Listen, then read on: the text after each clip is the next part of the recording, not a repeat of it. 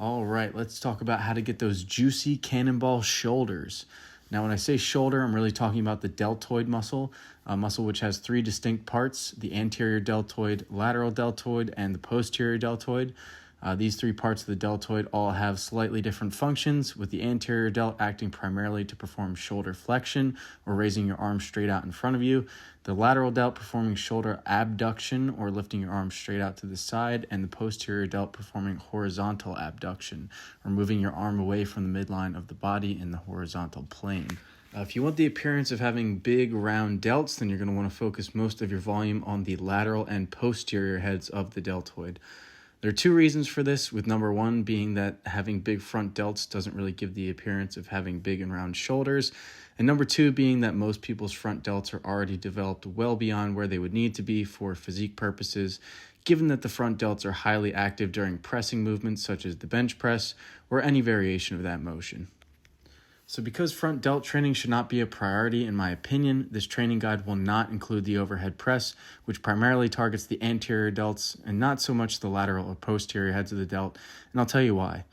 The shoulder is actually considered a joint complex and is made up of four distinct joints, but for our sake, we're going to focus on the ball and socket portion of the shoulder. This is called the glenohumeral joint, and it is extremely mobile when compared to other joints of the body, so it can occupy many different positions. Because of this, the function of each head of the deltoid muscle can actually change based on what position we have our shoulder in.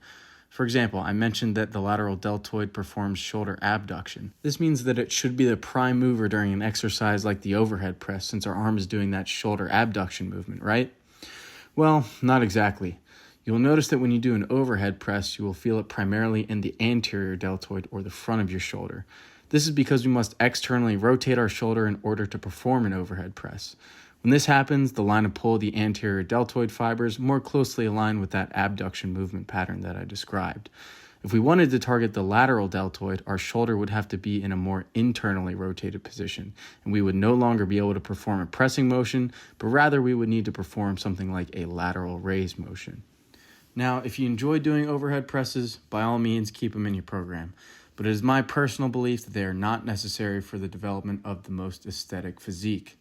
With that being said, let's get into some actionable advice that you can use to improve your delt training in the gym, starting with lateral delt training. I'm going to suggest prioritizing movements that exhibit the most resistance when the lateral deltoid is most lengthened, since that yields more growth as far as we know. I have two exercises I would suggest for that, and here is the first. This is a little bit of a hybrid between abduction and horizontal abduction. This motion mainly targets the lateral delt as it most closely aligns with the fibers of the lateral delt due to the degree of external rotation at the shoulder, but it's also a great stimulus for the posterior delts and for the upper back to some extent. You can see that my arm and the cable form a 90-degree angle when my delt is most lengthened, meaning maximum torque is occurring at the shoulder joint in that bottom position. I use the bench for added stability, as we are able to produce more force when our bodies detect a stable environment compared to an unstable one. The second exercise I would suggest to bias the lengthened position is the one you see here. This variation is more just regular abduction and great for the lateral delt. Again, you can see in the bottom position when my delt is most lengthened, my arm and the cable form a 90-degree angle, creating maximum resistance in that position. Now, just because we have a lot of studies to suggest that muscles grow more when you bias the lengthened position, doesn't mean that you can't or shouldn't include some volume that biases the mid and shortened ranges. To bias these ranges, I typically use a standing dumbbell lateral raise using a straightened elbow and full range of motion. No, this will not hurt your shoulder. However, it is more difficult than if you were to bend at the elbow or use partial range of motion because of our good old friend torque. So if you do choose this variation, you're going to need to use less weight than you would otherwise. But we're here to grow muscle, not to stroke our egos, so that shouldn't be a concern. This variation that I'm doing places the greatest resistance on the mid-range when my arm and torso form a 90-degree angle, as the weight is furthest away horizontally from my shoulder in that position. If you want to bias the shortened range more, you can lean towards the side that is doing the raise. You can also try laying face down on an inclined bench. Either way, I believe it's best practice to incorporate at least one mid or shortened range biased movement in your program at any given time. With that being said, let's check out some things you can do to train the posterior head of the deltoid. For the most part, I would suggest simply doing horizontal abduction movements like a machine or dumbbell rear delt fly. You can also use a cable and set it up so that your arm and the cable form a 90-degree angle when your rear delt is most stretched if you do want to bias the length and position. However, if you are doing any significant amount of pulling movements in your program like rows and pull downs, incorporating a ton of posterior delt specific volume probably isn't a huge concern. They will grow just fine with pulling movements and no isolation, but if rear delts are a weak point for you, definitely include some extra volume on a weekly basis.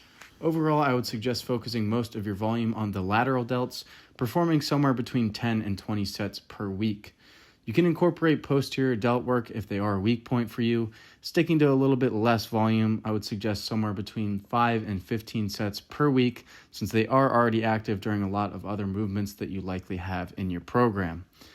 Lateral and posterior delts are fairly resilient and can recover very quickly, so I would recommend anywhere between 2 and 4 sessions per week for this muscle group. I'd recommend using lighter loads, somewhere between 30 and 70% of your 1 rep max for that particular exercise, and higher reps somewhere in the 10 to 30 rep range, since delt exercises become rather difficult to execute properly when dealing with loads at the upper end of what we would typically use for hypertrophy purposes. As always, use good technique, train close to failure, and keep a training log to ensure your performance is improving, adding sets, reps, load, or some combination thereof over the long term, and you're on your way to having bowling ball delts for shoulders. Enjoy the gains.